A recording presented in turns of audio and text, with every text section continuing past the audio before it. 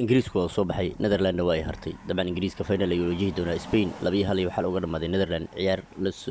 isku awoodaheed oo labada kooxood ay waxba isku reeban dhinac walbana ka sinaayeen dabcan 2 gool oo mitir hore ay tahay ku dhamaaday 90 daqiiqo ayay goolka u dambeeyay Watkins uu dhaliyay sidaas ay ingiriisku ku soo baxeen Netherland waa iska hartay inkastay dadaashay goolkan ayada loo martay ciyaarta bilowgeediba hal gool oo Simons uu dhaliyay ayay ku hogaamiyeen ciyaarta balse 18 daqiiqo kadib goolkaas ma sii jirin oo rigoore Harry Kane uu dhaliyay ayaa lagu bareejiyay 90 daqiiqana Watkins ayaa ka dhaliyay goolkii guusha sidaas ay ingiriisku ku soo baxeen markii labaad oo xiriir ay muddo 4 sano Southgate uu geynaya ingiriiska finalka waxaana lagu sheegi karaa taariikhda sida ay qorayso macalinka ugu fiicnaa ingiriiska guul fiican ku hogaamiyo inkastoo dhaliilo badan uu leeyahay balse macalinka fiican wali lama hayo macalimiin ajnabi ah xitaa ingiriisku ay soo mareen ingiriisku